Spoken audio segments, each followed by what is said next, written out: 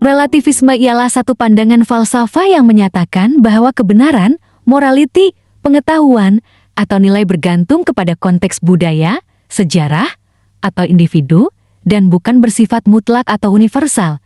Dalam arti kata lain, apa yang dianggap benar atau betul dalam satu masyarakat atau individu mungkin tidak semestinya benar dalam konteks yang lain. Relativisme kognitif menyatakan bahwa kebenaran atau pengetahuan bergantung kepada perspektif seseorang atau kumpulan. Tiada satupun sudut pandang yang lebih sah daripada yang lain. Relativisme moral berpendapat bahwa standar moral atau etika berbeza-beza mengikut budaya atau individu. Dan tiada satu standar moral yang boleh diterima secara universal. Relativisme budaya menekankan bahwa amalan budaya dan kepercayaan harus difahami berdasarkan konteks budaya tersebut, bukan diukur dengan nilai budaya lain. Dalam sesetengah budaya, mencium tangan orang tua adalah tanda hormat. Manakala dalam budaya lain, ia mungkin dianggap tidak penting. Menurut relativisme budaya, tiada satupun cara yang lebih betul, kedua-duanya sah mengikut budaya masing-masing. Satu perbezaan budaya. Setiap budaya mempunyai norma, kepercayaan, dan sistem nilai yang berbeza. Perbezaan ini menyebabkan sesuatu perkara yang dianggap betul dalam satu budaya mungkin dianggap salah dalam budaya lain. Contohnya, amalan perkawinan, pemakanan, dan adat resam. 2. Pengaruh globalisasi. Globalisasi mempercepatkan penyebaran maklumat dan budaya melalui internet, media sosial, dan teknologi komunikasi. Pendedahan kepada pelbagai pandangan dan gaya hidup menjadikan individu lebih terbuka dan terdedah kepada nilai yang berbeda daripada nilai asal mereka. 3. Perubahan sosial dan politik. Kemunculan sistem politik liberal dan demokrasi memberi ruang kepada pluralisme dan kebebasan berpendapat. Masyarakat yang pelbagai dari segi etnik, agama, dan pandangan politik cenderung untuk menerima dan meraihkan perbedaan pandangan serta nilai. 4. Kurangnya pegangan kepada prinsip mutlak. Sebahagian individu tidak lagi berpegang teguh kepada prinsip moral atau agama yang tetap. Mereka melihat nilai sebagai sesuatu yang subjektif dan boleh berubah mengikut situasi, tempat, dan masa. 1. Pendidikan nilai dan etika. Memberikan pendidikan yang menekankan nilai-nilai sejagat seperti kejujuran, keadilan, dan hormat menghormati dapat membantu membentuk pandangan moral yang kukuh.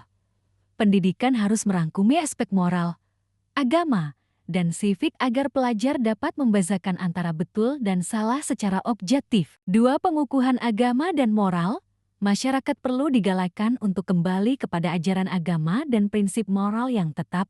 Agama biasanya menyediakan garis panduan yang jelas, apa yang dianggap baik atau buruk, sekaligus mengurangkan kecenderungan melihat semua perkara secara relatif. 3. Tanggung jawab media. Media berperanan dalam menyebarkan nilai-nilai murni dan menapis kandungan yang mengelirukan nilai moral masyarakat. Media yang tidak dikawal boleh menyebarkan idea bahwa semua pandangan adalah sama sah, tanpa mengambil kira kesan buruknya. 4. Pemimpin sebagai teladan moral. Pemimpin dalam masyarakat, termasuk pemimpin politik, agama, dan komuniti, perlu menunjukkan contoh moral yang baik. Tindakan mereka boleh menjadi rujukan utama masyarakat dalam menentukan apa yang betul dan salah. Pertama, pertembungan nilai antara budaya. Setiap budaya mempunyai norma dan sistem moral tersendiri. Bila Cube menegakkan satu nilai sejagat, contohnya hak asasi manusia, ia boleh dilihat sebagai penjajahan budaya atau tidak sensitif terhadap budaya tempatan. Contoh, sesetengah budaya mungkin menerima amalan perkawinan kanak-kanak, manakala budaya lain menganggapnya salah. Bila satu pihak Cube mengkritik, ia dianggap tidak menghormati nilai budaya lain. Ketiga, kekurangan asas moral sejagat. Jika semua kebenaran bergantung pada konteks, maka tiada nilai moral yang benar-benar tetap atau betul. Ini boleh membawa kepada nihilisme moral, pandangan bahwa tiada apa-apa yang betul atau salah secara objektif. Keempat, kesukaran membuat dasar atau undang-undang sejagat. Dalam dunia global, dasar antara bangsa seperti Konvensi Hak Asasi Manusia, Perjanjian Alam Sekitar, atau perundangan jenayah antara bangsa bergantung pada andaian bahwa ada nilai sejagat. Relativisme menyukarkan pencapaian persetujuan antara negara-negara yang mempunyai sistem moral berbeza. Kesimpulannya, relativisme telah mencabar asas keagamaan, dengan menolak idea kebenaran mutlak yang menjadi tunjang utama dalam kebanyakan agama.